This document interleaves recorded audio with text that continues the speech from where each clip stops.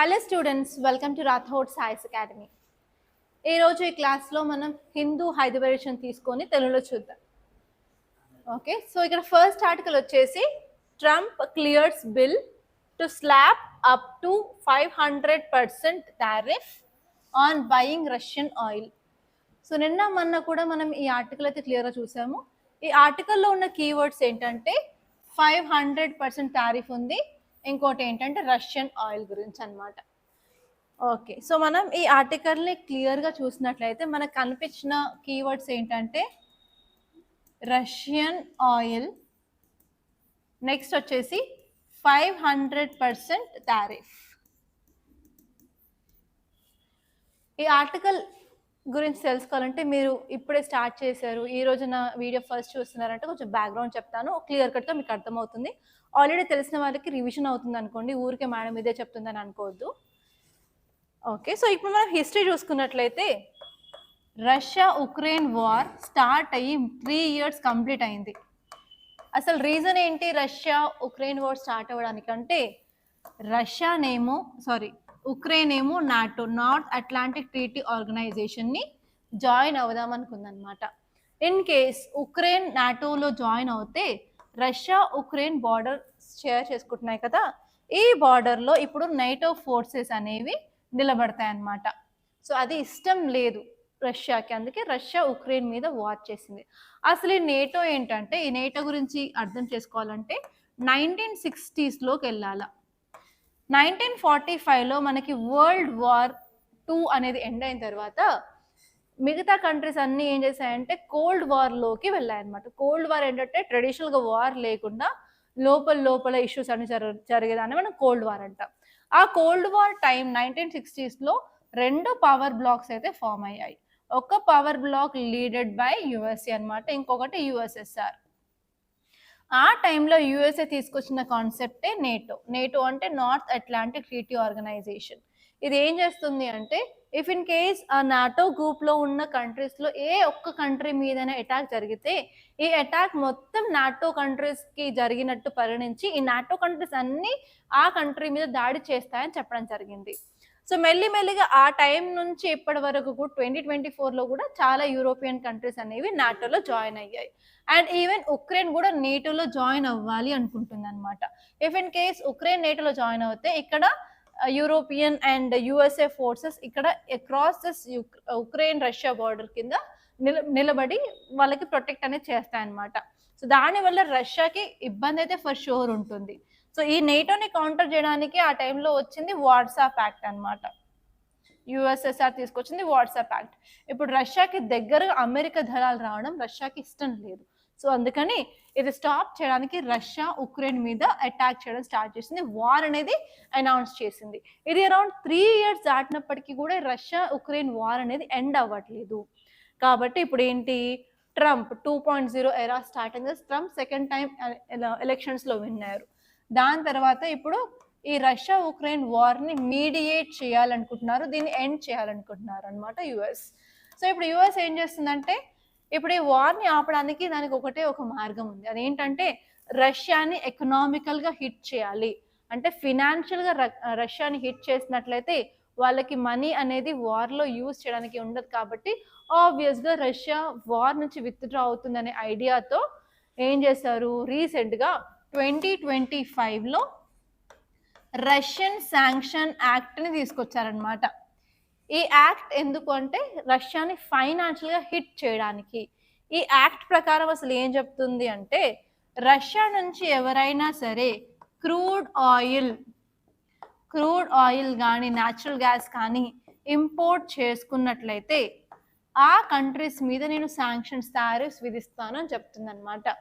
ఎందుకు ఈ crude oil and natural gas అంటే దాని రీజన్ వచ్చేసి ఈ క్రూడ్ ఆయిల్ అమ్మడం అండ్ న్యాచురల్ గ్యాస్ని అమ్మడం వల్లే రష్యాకి ఫినాన్సెస్ ఎకానమీ అనేది చాలా వస్తుంది. కాబట్టి ఇప్పుడు ఏ కంట్రీస్ అయితే వీటి మీద డిపెండ్ అయ్యి ఇక్కడ కొనుక్కుంటున్నాయో ఆ కంట్రీస్ శాంక్షన్స్ వేస్తే ఏమవుతుంది, ఆ కంట్రీస్ ఇప్పుడు రష్యా నుంచి ఈ ఇంపోర్ట్స్ అనేవి తగ్గించుకుంటాయి. దానివల్ల ఫినాన్షియల్గా మనం రష్యాని హిట్ చేయొచ్చు అనే ఉద్దేశంతో తీసుకొచ్చింది రష్యన్ శాంక్షన్ యాక్ట్ అనమాట. సో ఇది సెప్టెంబర్ అక్టోబర్లో తీసుకొచ్చారు. ఆ టైంలో ఇండియా కూడా కొంచెం భయపడి మనం రష్యా నుంచి యాక్చువల్గా 40% ఆఫ్ ఇంపోర్ట్స్ 38 to 40% తెచ్చుకుంటున్నాం అనమాట. దాన్ని కాస్త 2% వరకు తగ్గించింది, ఓన్లీ 2% వరకే తగ్గించింది. దాని తర్వాత మళ్ళీ నవంబర్లో వచ్చేసరికి మళ్ళీ ఈ ఇంపోర్ట్స్ అనేవి పెరిగాయి. అండ్ రీసెంట్గా మనం చదివిన ఆర్టికల్స్లో కూడా నవంబర్ మంత్లో మనం చాలా ఎక్కువ క్రూడ్ ఆయిల్ ఇంపోర్ట్ చేసుకున్నాం రష్యాలో అని చదివాం కదా. దాని తర్వాత మళ్ళీ యూఎస్కి కోపం వచ్చేసింది. మళ్ళీ యూఎస్ ఏమని బెదిరించింది ఇండియాని అంటే, ఎస్ ఇండియా నువ్వు మాట వినట్లేదు, మళ్ళీ రష్యా నుంచి ఇంపోర్ట్స్ తెచ్చుకుంటున్నావు, సో ఇక్కడ రష్యన్ శాంక్షన్ యాక్ట్ని యూజ్ చేసి 500% వరకు నేను టారిఫ్ని ఇంపోజ్ చేయగలను అని బెదిరించడం జరిగింది. ఇప్పుడు ఈ ఆర్టికల్ చూసుకున్నట్లయితే ట్రంప్ ఆ బిల్ని క్లియర్ చేస్తారనమాట. అంటే దీనివల్ల ఏమవుతుంది, ఫ్యూచర్లో ఇండియా గూడ్స్ పైన 500% టారిఫ్స్ అంటే ట్యాక్సెస్ ఇంపోర్ట్ చేసే ఛాన్స్ ఉంది. దానివల్ల అసలు ఎలాంటి ఇంపాక్ట్స్ ఉంటాయి ఇండియాలో అంటే, ఫస్ట్ వచ్చేసి మనం యుఎస్కి పంపించే ఎక్స్పోర్ట్స్ అనేవి తగ్గుతాయి.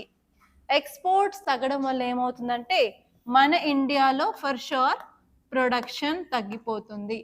ప్రొడక్షన్ తగ్గడం వల్ల మన జీడిపి కూడా తగ్గిపోతుంది అనమాట.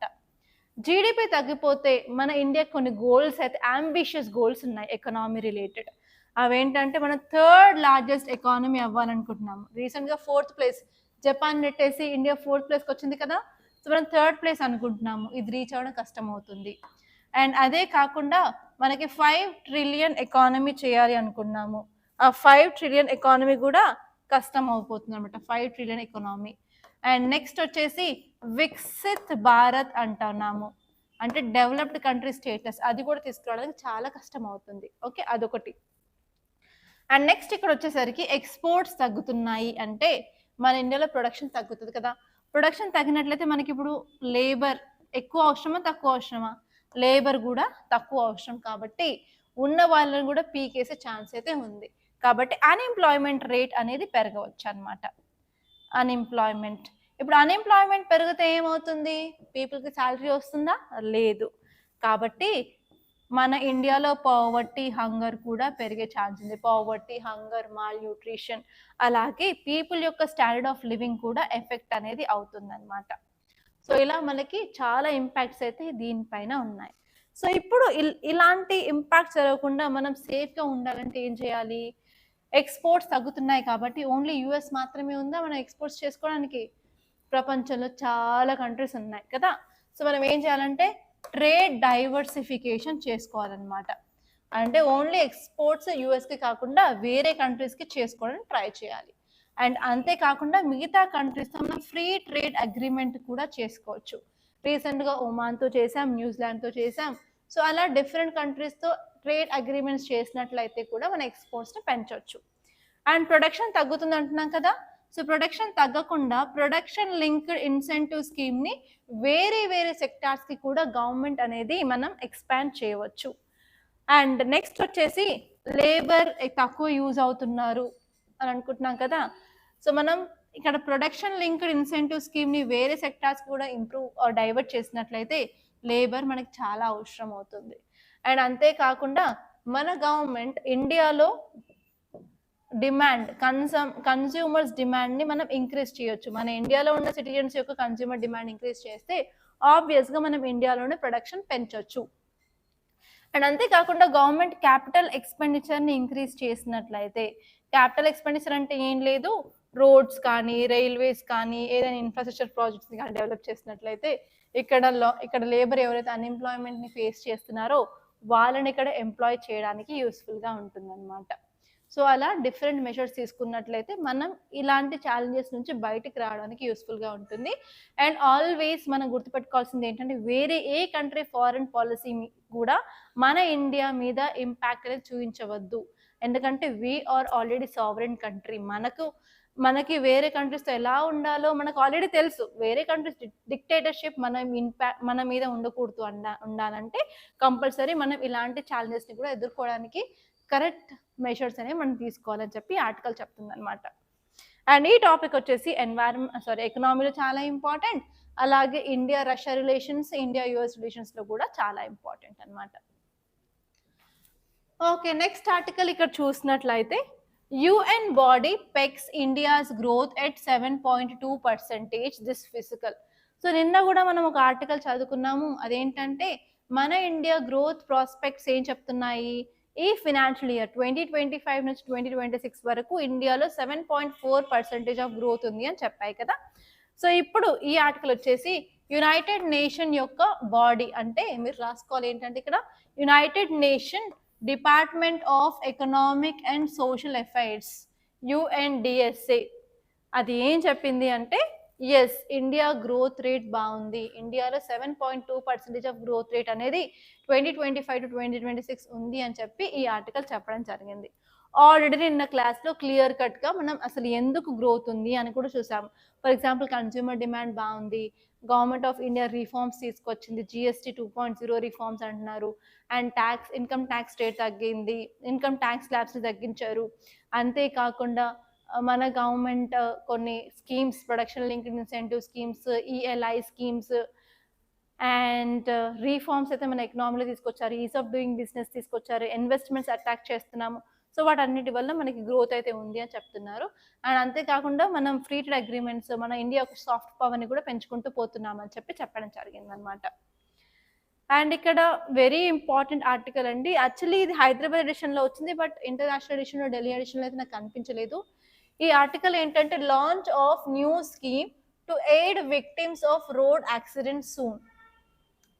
సో మనకి రోడ్ యాక్సిడెంట్ జరిగినప్పుడు అక్కడ వచ్చే కాన్సెప్ట్ ఏంటంటే గోల్డెన్ హవర్ అనే కాన్సెప్ట్ ఉంటుందండి, మీరు కంపల్సరీ గుర్తుపెట్టుకోవాలి. ఈ కాన్సెప్ట్ ఏంటంటే గోల్డెన్ హవర్. రీసెంట్గా తెలుగు అనాలిసిస్లో నేను ఇంకొక టాపిక్ కూడా చెప్పాను, మీకు గుర్తుందో లేదో నాకు తెలీదు. అదేంటంటే గోల్డెన్ హవర్లో ఒక మనిషి చనిపోవాలని చెప్పి యాక్సిడెంట్ అలా చేసుకున్నప్పుడు గోల్డెన్ హవర్లో అతన్ని తీసుకురావడం వల్ల అతను బతికాడు అని చెప్పి కొన్ని ఆర్టికల్స్ చదివాం కదా. సో ఇదేంటంటే గోల్డెన్ హవర్ అంటే ఏదైనా యాక్సిడెంట్ జరిగిన వెంటనే మనం ఒక గంట లోపే నియర్ బై హాస్పిటల్కి తీసుకెళ్ళినట్లయితే వాళ్ళకి ఎలాంటి చికిత్స అయితే అవసరమో అలాంటి చికిత్సని మనం ప్రొవైడ్ చేసినట్లయితే వాళ్ళ లైఫ్ సేవ్ చేసే ఛాన్సెస్ 95% వరకు ఉంటాయి. ఓకే, సో ఇప్పుడు ప్రాబ్లం ఏంటంటే మన ఇండియాలో తప్పు చేసిన వాడికంటే ఎక్కువ హెల్ప్ చేసిన వాడికే మనకి చాలాసార్లు శిక్ష అనేది పడుతుంది కదా. సో యాక్చువల్లీ ఇక్కడ ఏమవుతుందంటే యాక్సిడెంట్ అవుతుంది, యాక్సిడెంట్ ఎవరో వచ్చి ఎవరినో గుద్దుతారు. సో మీరు అక్కడ ఉండి మీరు అతన్ని హెల్ప్ చేయాలని చెప్పి హాస్పిటల్ తీసుకోవచ్చు, ఆ నేరం మీ మీదకి వస్తుంది. సో ఏంటంటే అలా చాలా మంది ఏం చేస్తారంటే నాకు ఇక్కడ వచ్చిన తలనొప్పిరా బాబు, నాకు ఇక్కడ చుట్టుకుంటుంది అని చెప్పి మనం చూసి చూడనట్టుగా ఉండి వదిలేస్తూ ఉంటాం అనమాట. కానీ అలా కాకుండా ఎవరైతే ఈ గోల్డెన్ హవర్లో ఆ యొక్క యాక్సిడెంట్ అయిన విక్టిమ్ని హెల్ప్ చేస్తారో వాళ్ళనే గుడ్ సమారిటన్స్ అంటారనమాట. గుడ్ సమారిటన్స్ అంటే 1 అవర్లో అక్కడ యాక్సిడెంట్ చూసిన వెంటనే ఆ యొక్క విక్టిమ్కి హెల్ప్ చేసే వాళ్ళని గుడ్ సమారిటన్స్ అంటారు. సో ఈ గుడ్ సమారిటన్స్ని మనం గవర్నమెంట్ ఇప్పుడు వీళ్ళని ఇంప్రూవ్ చేయాలి, వీళ్ళ నెంబర్ని ఇంక్రీజ్ చేయాలని తీసుకొచ్చింది ఈ స్కీమ్ అనమాట. ఎందుకంటే గుడ్ సమారిటన్స్ని మనం ఎన్హాన్స్ వాళ్ళని ఎంకరేజ్ చేసినట్లయితే ఈ గోల్డెన్ హవర్లో యాక్సిడెంట్ జరిగిన వాళ్ళని మనం నియర్ బై హాస్పిటల్కి చికిత్స అందించినట్లయితే మనం డెత్ రేట్ని తగ్గించేసి వాళ్ళకి లైఫ్ని ఎక్స్పాండ్ చేయొచ్చు అనమాట. సో అందుకే ఇలాంటి గుడ్ సమారిటన్స్ని ఎంకరేజ్ చేయడానికి తీసుకొచ్చిందే ఈ గవర్నమెంట్ ఈ స్కీమ్ అనమాట. అసలు ఈ స్కీమ్ ఏంటంటే government nationwide cashless treatment scheme for road accident తీసుకురాలనుకుంటున్నారు. అండ్ రోడ్ యాక్సిడెంట్లో అయితే around 1.5 lakh and cash award of 25,000 for good Samaritans. ఎవరైతే విక్టిమ్స్ని యాక్సిడెంట్ అయిన వెంటనే నియర్ బై హాస్పిటల్ తీసుకెళ్ళి వాళ్ళ లైఫ్ని సేవ్ చేస్తారో వాళ్ళకి స్కీమ్ తరపున 25,000 క్యాష్ అవార్డ్ని కూడా ప్రకటించారనమాట. అండ్ ఈ స్కీమ్లో రోడ్ యాక్సిడెంట్స్ ఎక్కడైనా మన ఇండియాలో జరిగినట్లయితే వాటిని కవర్ చేస్తారు. ఓన్లీ నేషనల్ హైవేసే కాదు, ఈవెన్ ఊర్లలో ఉన్న రోడ్లలో కూడా యాక్సిడెంట్ అయితే అది కూడా కవర్ అవుతుంది అనమాట. సో యాక్చువల్లీ ఇక్కడ ఈ స్కీమ్ యొక్క మెయిన్ ఐడియా ఏంటంటే యాక్సిడెంట్స్ ద్వారా జరిగే డెత్స్ని తగ్గించాలి అండ్ గోల్డెన్ హవర్లో మనం ట్రీట్మెంట్ చేయించినట్లయితే ఈజీగా మెడికల్ అటెన్షన్ ప్రొవైడ్ చేస్తే వాళ్ళు బతికే ఛాన్సెస్ ఉంటుంది అని చెప్పడం జరిగింది. ఇది రోడ్ సేఫ్టీలో ఒక భాగం అనమాట. సో రీసెంట్గా మనందరికీ తెలుసు చాలా ఆర్టికల్స్ రోడ్ యాక్సిడెంట్స్ మీద వస్తున్నాయి, ఇంతమంది చనిపోతున్నారు ఇలా అని. సో మనం యాక్సిడెంట్స్ని తగ్గించడానికి అండ్ ఈవెన్ లైఫ్ సేవ్ చేయడానికి గవర్నమెంట్ తీసుకొచ్చిన ప్రోగ్రామే ఇదనమాట. ఓకే, సో జస్ట్ అది గుర్తుపెట్టుకుంటే సరిపోతుంది. అండ్ ఈ హైదరాబాద్ పేజ్లో అంత ఇంపార్టెంట్ ఆర్టికల్స్ నాకైతే ఈరోజు కనిపించలేదు. ఈవెన్ తెలంగాణ పేజ్లో కూడా యాడ్స్ ఉన్నాయి తప్ప ఆర్టికల్స్ అయితే అంత అనిపించలేదు. సో డైరెక్ట్గా మనం ఎడిటోరియల్ పేజ్కి వెళ్ళొచ్చు ఈరోజైతే. చూడండి మొత్తం యాడ్సే కనిపిస్తున్నాయి మీకు కూడా.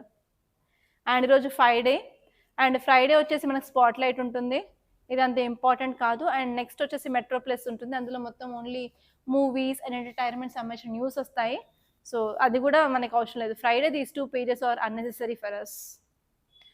ఓకే, ఇక్కడ ఒక ఆర్టికల్ చూడండి. ఇదేంటంటే statewide agitation plan against changes to MG NREGA scheme.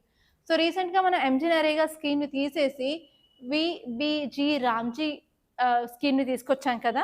So దాని గురించి అనమాట. నేషన్ వైడ్గా స్టేట్ వైడ్గా కూడా మనకి అజిటేషన్స్ వచ్చాయి. సో జస్ట్ ఇక్కడ బీబీజీ రామ్జీ బిల్ గురించి చూసుకుంటే సరిపోతుంది.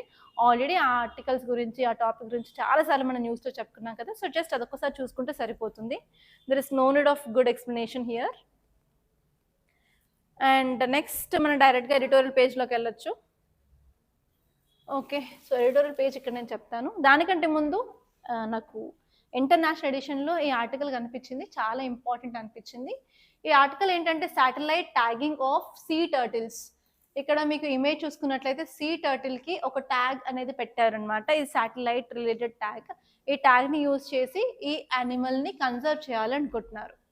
ఓకే, ఈ యానిమల్ వచ్చేసి ఆలివ్ రెడీ టర్టిల్. రీసెంట్గా మనం న్యూస్లో కూడా చూసాము, olive ridley turtles dead bodies అనేవి మనకు షోర్ సైడ్ చూస్తున్నాం, ఎస్పెషలీ ఆంధ్రప్రదేశ్ కోస్ట్లో. ఇది ఒక కాజ్ ఆఫ్ కన్సర్న్, ఎందుకంటే ఇప్పుడు రాబోయే సీజన్ ఏంటంటే mass nesting season of this olive readily. But ఈ టైంలో ఇలాంటి ఇన్సిడెంట్స్ చూడడం చాలా బాధాకరం అని చెప్పి ఆల్రెడీ చూసాం మనం. ఆ ఆర్టికల్లో క్లియర్ కట్గా ఆలివ్ రెడ్లీకి సంబంధించిన ఇంపార్టెంట్ పాయింట్స్ అన్నీ మనం చూసాం కదా. సో ఈ ఆర్టికల్ ఏంటంటే మన ఇండియాలో ఫస్ట్ టైం ఇలాంటి ఇనిషియేటివ్ని తీసుకురావడం జరిగింది. ఈ ఇనిషియేటివ్లో ఏంటంటే 2 టర్టిల్స్ని తీసుకొని వాటికి శాటిలైట్స్ని ట్యాగ్ చేయడం జరిగింది అనమాట. ఇదేంటంటే రేడియో టెలిమెట్రీ స్టడీ అని కూడా అంటారు. యాక్చువల్లీ ఇలాంటి ప్రోగ్రామ్ని తీసుకోవడానికి మేజర్ రీజన్ ఏంటంటే మనం కన్జర్వేషన్ ఎఫర్ట్స్ని ఇంప్రూవ్ చేయాలి, అలాగే మనం యానిమల్స్ని కానీ ప్లాంట్స్ని కన్సర్వ్ చేసేటప్పుడు సైన్స్ అండ్ టెక్నాలజీని కూడా యూజ్ చేసుకోవచ్చు అని చూపించడానికి ఎగ్జాంపుల్ అనమాట. సో ఇక్కడ వచ్చేసరికి ఈ ప్రోగ్రామ్ని తీసుకొచ్చింది ఎవరు అంటే wild life institute of India and advanced institute for wild life conservation, ఇద్దరు కలిసి తీర్చేయడం జరిగింది. అండ్ లాస్ట్ మీరు ఈ పారాగ్రాఫ్ చదువుకుంటే సరిపోతుంది, ఎందుకంటే ఈ స్టడీలో వాళ్ళు ఏం చేస్తున్నారు అంటే ఆలివ్ రెడ్లీ టర్టిల్ యొక్క మైగ్రేషన్ రూట్స్ ఎలా మైగ్రేట్ అవుతున్నాయి, వాటి హంటింగ్ గ్రౌండ్స్ ఏంటి, వాటి ఫుడ్స్ ఎక్కడ తీసుకుంటున్నాయి, ఎందుకంటే అవి ఆమ్నివోరస్ కాబట్టి. అండ్ నెక్స్ట్ వచ్చేసి వాటి యొక్క నెస్టింగ్ బిహేవియర్ ఏంటో తెలుసుకున్నట్లయితే ఫ్యూచర్ కన్జర్వేషన్ ప్రోగ్రామ్స్ యూజ్ అవుతుంది అని చెప్తున్నారు అనమాట. సో ఈ టాపిక్ నుంచి మీకు ఎలా క్వశ్చన్ వస్తుంది అంటే consider the following statements regarding olive ridley turtles అని చెప్పి స్టేట్మెంట్స్ ఇచ్చేసి which of the above statements are correct or incorrect అని అడిగే ఛాన్స్ ఉంది. అండ్ ఇదేంటంటే కన్జర్వేషన్ ఎఫర్ట్స్లో భాగం కాబట్టి మీకు which of the following comes under ఎక్స్-C2 కన్జర్వేషన్, C2 కన్జర్వేషన్ కూడా క్వశ్చన్ రావచ్చు అనమాట. సో ఎలాంటి క్వశ్చన్ వచ్చినా కూడా బీ రెడీ అండి. ఓకే, అండ్ నెక్స్ట్ టాపిక్ చూసుకున్నట్లయితే voice for people driven conservation. So ఇక్కడ ఇమేజ్లో చూసుకున్నట్లయితే మాధవ్ గాడ్గిల్ అనమాట. Madhav Gadgil played a very important role in environment conservation, especially western coast కన్జర్వేషన్లో చాలా ఇంపార్టెంట్ రోల్ తను ప్లే చేశారనమాట. కాకపోతే తను మరణించడం జరిగింది కాబట్టి మాధవ్ గాడ్గిల్ యొక్క కాంట్రిబ్యూషన్స్ గురించి క్వశ్చన్ వచ్చే ఛాన్స్ ఉంది, ఒకసారి క్లియర్గా చూద్దాం. అండ్ ఈ టాపిక్ వచ్చేసి ఎన్వైర్న్మెంట్ అండ్ ఈకాలజీలో చాలా ఇంపార్టెంట్. సో యాక్చువల్లీ తను సెంటర్ ఫర్ ఇకలాజికల్ సైన్స్ యొక్క ఫౌండర్ అనమాట. ఇతనే దాన్ని ఎస్టాబ్లిష్ చేశారు. ఇది ఎక్కడ ఉంటుందంటే international institute of science and IISc బెంగళూరులో ఉంటుందన్నమాట. యాక్చువల్లీ సెంటర్ ద్వారా వాళ్ళు ఏం ఫోకస్ చేస్తున్నారంటే ఎన్వైర్న్మెంట్ కన్జర్వేషన్ని ప్రమోట్ చేస్తున్నారు, అలాగే కన్జర్వేషన్ని ఫోకస్ చేస్తున్నారు. And environmental studies inter disciplinary అంటే ఒక్కొక్క స్టేక్ హోల్డర్ని కనెక్ట్ చేయడం కానీ ఒక్కొక్క డిపార్ట్మెంట్ని కనెక్ట్ చేయడం కానీ చేస్తున్నారనమాట. అండ్ అంతేకాకుండా కమ్యూనిటీ బేస్డ్ కన్జర్వేషన్ మీద ఫోకస్ చేసింది మాధవ్ గాడ్గిలే. ఎందుకంటే ఏదైనా సరే మనం ఎన్వైర్న్మెంట్ సంబంధించింది కానీ ఆర్ఎల్స్ మనకి స్కీమ్ సంబంధించింది కానీ ఏదైనా సక్సెస్ అవ్వాలంటే కంపల్సరీ పీపుల్ పార్టిసిపేషన్ లేకుండా మాత్రమే సక్సెస్ అవ్వదు. కాబట్టి తను ప్రపోజ్ చేసింది ఏంటంటే కమ్యూనిటీ కంపల్సరీ పార్టిసిపేట్ చేయాలని చెప్పి కమ్యూనిటీ బేస్డ్ కన్జర్వేషన్ని ఫోకస్ చేయడం జరిగిందనమాట. అండ్ అంతేకాకుండా ఇతను ఫస్ట్ ఇండియాస్ బయోస్పియర్ రిజర్వ్ని కూడా ఎస్టాబ్లిష్ చేయడం జరిగింది. అదేంటంటే నీలగిరి బయోస్ఫియర్ రిజర్వ్ 1986 అనమాట. అండ్ అంతేకాకుండా ఇతను ఒక రిపోర్ట్ అనేది తీసుకొచ్చారు. దాన్ని ఫేమస్‌గా గాడ్గిల్ రిపోర్ట్ అంటారు. అండ్ ఈ రిపోర్ట్ ఏంటంటే western Ghats ecology expert panel. అతను ఏం చెప్పారంటే ఎంటైర్ వెస్టర్న్ ఘాట్స్‌ని ఇకలాజికల్లీ సెన్సిటివ్ ఏరియా కింద పరిగణించాలని చెప్పారు. అండ్ అంతేకాదు ఆ ఏరియాలో అసలు మైనింగ్ కానీ, డ్యామ్స్ కన్‌స్ట్రక్షన్, అన్‌సస్టైనబుల్ డెవలప్‌మెంట్ చేయకూడదు. ఎందుకంటే అవి ఇకలాజికల్లీ చాలా చాలా సెన్సిటివ్ ఏరియాస్ అని చెప్పారు. అండ్ అంతేకాకుండా అతను బయోడైవర్సిటీ రిజిస్టర్స్‌ని కూడా మెయింటైన్ చేయడం జరిగింది. సేక్రెడ్ గ్రూవ్స్ మీద కూడా వాళ్ళు ఫోకస్ చేయడం జరిగిందనమాట. ఓకే. అతనికి వచ్చిన ఇంపార్టెంట్ అవార్డ్స్ కూడా మీరు చూసుకోవాలి. అవేంటంటే పద్మశ్రీ అవార్డ్ వచ్చింది, పద్మభూషణ్ వచ్చింది, శాంతి స్వరూప్ భాత్ నగర్ ప్రైజ్ కూడా వచ్చింది, Volvo environment praise, Tyler prize for environment achievement and రీసెంట్‌గా అయితే United nations environment programme champions of earth life time achievement award కూడా రావడం జరిగింది. ఈ అవార్డ్స్ అన్నీ మీరు యూపీఎస్సీలో డైరెక్ట్‌గా అడగకపోయినా కూడా మీరు ఏ state public service examinations or ఇతర ఎగ్జామినేషన్స్‌లో కంపల్సరీ అడిగే ఛాన్స్ అయితే ఉందండి. ఓకే. నెక్స్ట్ ఆర్టికల్ వచ్చేసి మనకి కండిషనల్ ఈజ్. ఈ ఆర్టికల్ ఏం చెప్తుంది అంటే మన ఇండియాలో మెడిసిన్స్ యొక్క క్వాలిటీ సరిగ్గా లేదు. అండ్ అంతేకాకుండా మనకి డ్రగ్స్ అనేవి ఈజీగా అవైలబుల్‌లో ఉంటున్నాయి. ఎస్పెషల్లీ తెలంగాణ స్టేట్‌లో చూసుకున్నట్లయితే స్కూల్స్ ప్రాంగణాల్లో, కాలేజెస్ దగ్గర, యూనివర్సిటీస్ దగ్గర ఈజీగా డ్రగ్స్ అనేవి అవైలబుల్‌గా ఉన్నాయి. దానివల్ల డ్రగ్స్‌కి లోన్ అవుతున్నారు పిల్లలు అని చెప్పి డ్రగ్ హ్యాబిచ్యుయేషన్ అవుతూ ఉంది. ఇల్లీగల్ డ్రగ్ యూస్ అనేది అవుతూ ఉంది. అండ్ రీసెంట్‌గా చూస్తున్నట్లయితే కఫ్ సిరప్ కంటామినేషన్ వల్ల మధ్యప్రదేశ్‌లో, రాజస్థాన్‌లో 200 పైగా పిల్లలు చనిపోయారు. అండ్ 200 పిల్లలు ఇండియాలోనే కాదు, అది వేరే కంట్రీస్‌కి ఎక్స్‌పోర్ట్ చేసినప్పుడు ఆఫ్రికాలో కూడా చాలా మంది చిన్నారులు చనిపోవడం జరిగింది అని చెప్పడం జరిగింది కదా! సో, అందుకని ఏంటంటే గవర్నమెంట్ ఆఫ్ ఇండియా కొన్ని చేంజెస్ అయితే గైడ్‌లైన్స్ తీసుకురావడం జరిగింది. అది సీడీఎస్‌సీఓలో అన్నమాట. సీడీఎస్‌సీఓ అంటే central drug standard control organisation. మనం మెడిసిన్స్‌ని ప్రొడ్యూస్ చేసినప్పుడు ప్రాపర్ స్టాండర్డ్ క్వాలిటీని మెయింటైన్ చేయాలి కదా! అది చెక్ చేసేది ఇండియాలో ఏంటంటే సీడీఎస్‌సీఓ అన్నమాట. ఇందులో కొన్ని రూల్స్ అండ్ రెగ్యులేషన్స్‌ని చేంజెస్ తీసుకురావడం జరిగింది. ఆ చేంజెస్ ఏంటంటే ఇప్పుడు మనం ఎలాంటి చేంజెస్ తీసుకొచ్చామంటే కొన్ని అఫెన్సెస్‌ని డీక్రిమినలైజ్ చేశామన్నమాట. అవి ఏంటంటే మ్యానుఫ్యాక్చరింగ్, సేల్స్, స్టాకింగ్ గురించి కొన్ని సరళింపులు అంటే కొంత పనిష్మెంట్‌ని తగ్గించడం జరిగింది. ఇంతకుముందయితే కేస్ ఫైల్ చేసేవారు, లీగల్ ప్రొసీడింగ్స్ ఉండేవి. ఇప్పుడేంటంటే జస్ట్ ఫైన్ కడితే సరిపోతుందన్నమాట. సో, అవి చేయడం వల్ల ఇప్పుడు ఏమవుతుంది అంటే మనకు కొన్ని పాజిటివ్ ఇంపాక్ట్స్ అయితే ఉన్నాయి. ఆ పాజిటివ్ ఇంపాక్ట్స్ వచ్చేసి మన క్రిమినల్ ప్రొసీడింగ్స్ లేకుండా కేసెస్ తొందరగా క్లోజ్ చేయడం కానీ, అండ్ కేసెస్‌కి ఫాస్ట్ రిజల్యూషన్ కానీ వస్తుంది. అండ్ ఈవెన్ వచ్చేసి మనకి ఇలాంటి ఈజీ పనిష్మెంట్స్ ఉండడం వల్ల మన ఫార్మాస్యూటికల్ సెక్టార్‌లోకి ఈజీగా ఫారిన్ కంట్రీ ఇన్వెస్ట్‌మెంట్స్‌ని కూడా అట్రాక్ట్ చేసుకోవచ్చు. అండ్ దానివల్ల బిజినెస్ కూడా ఇంప్రూవ్‌మెంట్ ఉండొచ్చు అని చెప్తున్నారు. కానీ నెగెటివ్స్ మాత్రం చాలా ఉన్నాయి. అవేంటంటే pay and pass scheme risk అనేది ఉంది. అంటే వాళ్ళు కొన్నిసార్లు తప్పులు చేసినప్పటికీ కూడా ఫైన్స్ కట్టేస్తే సరిపోతుందిలే అనేది మైండ్ సెట్ అనేది క్రియేట్ అవుతుందన్నమాట. దానివల్ల మరిన్ని తప్పులు చేసే అవకాశం ఉంది. అండ్ నెక్స్ట్ వచ్చేసి ట్రాన్స్పరెన్సీ ఇష్యూస్. అసలు పబ్లిక్ డిస్క్లోజర్ లేకుండా ఇలాంటి గైడెన్స్ తీసుకురావడం వల్ల పీపుల్ యొక్క ట్రస్ట్ అనేది ఎరోడ్ అవుతుంది ఇప్పుడు. అండ్ అంతేకాకుండా డెఫినేషన్స్ మాత్రం పెద్దగా ఉన్నాయి. ఫైన్స్ మాత్రం చిన్నగా ఉన్నాయి. కాబట్టి ఈ ఫైన్స్, ఈ డెఫినేషన్స్‌కి అసలు సూట్ అవ్వట్లేదు అని చెప్పి కూడా కొన్ని కన్సర్న్స్ అయితే ఉన్నాయన్నమాట. అండ్ నెక్స్ట్ వచ్చేసి no provisions for input for consumer groups నుంచి ఎలాంటి క్వెషన్స్ వచ్చినా కూడా, రీడ్రెసల్ వచ్చినా కూడా ప్రాపర్ రీడ్రెసల్ మెకానిజం గురించి ఇక్కడ మాట్లాడలేదు అని చెప్పి కూడా క్వెషన్స్ అయితే రేజ్ అయ్యాయన్నమాట. దీనివల్ల ఫర్ ష్యూర్ లాంగ్ టర్మ్‌లో చాలా ఇంపాక్ట్స్ ఉంటాయని చెప్తున్నారన్నమాట. ఓకే. నెక్స్ట్ టాపిక్ చూసుకున్నట్లయితే ISRO and the next big challenge. ఈ టాపిక్ మాత్రం చాలా చాలా ఇంపార్టెంట్. అండ్ టీజీపీఎస్సీ గ్రూప్ 1 ఒకవేళ నోటిఫికేషన్ వస్తే మాత్రం కంపల్సరీ ఇస్రో గురించి ఈసారి క్వెషన్ ఉంటుందండి. So, compulsory space point of వ్యూలో దీని గురించి క్లియర్ కట్‌గా చూసుకోండి. ఓకే. మనం చూసుకున్నట్లయితే 2025 సాఫీగా ఎండ్ అయింది. అండ్ 2025లో చాలా మేజర్ అచీవ్‌మెంట్స్ అనేది ఇస్రో అనేది చేసిందనమాట. ఫర్ ఎగ్జాంపుల్ బ్లూ బర్డ్ శాటిలైట్‌ని లాంచ్ చేయడం కానివ్వండి, అలాగే క్రయోజెనిక్ ఇంజిన్ గురించి కూడా కొన్ని అప్డేట్స్ వచ్చాయి. అండ్ చాలా చాలా ఎర్త్ అబ్జర్వేషన్ శాటిలైట్స్‌ని కూడా మనం లాంచ్ చేశాము కదా! సో, కాకపోతే ఇప్పుడేంటంటే ఫ్యూచర్‌లో ఉన్న మిషన్స్ చాలా చాలా కాంప్లెక్స్‌గా ఉన్న మిషన్స్ అనమాట.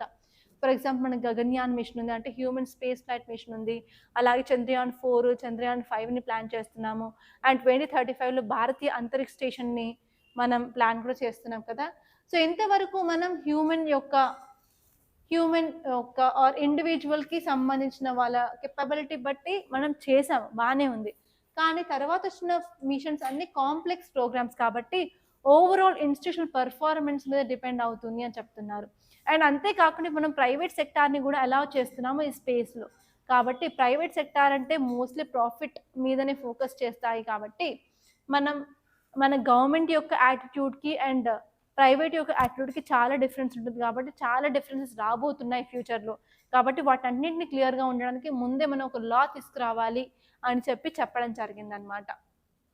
అండ్ ఈవెన్ మన దగ్గర ఉన్న ఇన్ఫ్రాస్ట్రక్చర్ కానివ్వండి ఆర్ఎల్స్ టెక్నాలజీ కానీ ఇంకా మరింత అప్డేట్స్ అనేవి తీసుకురావాలి.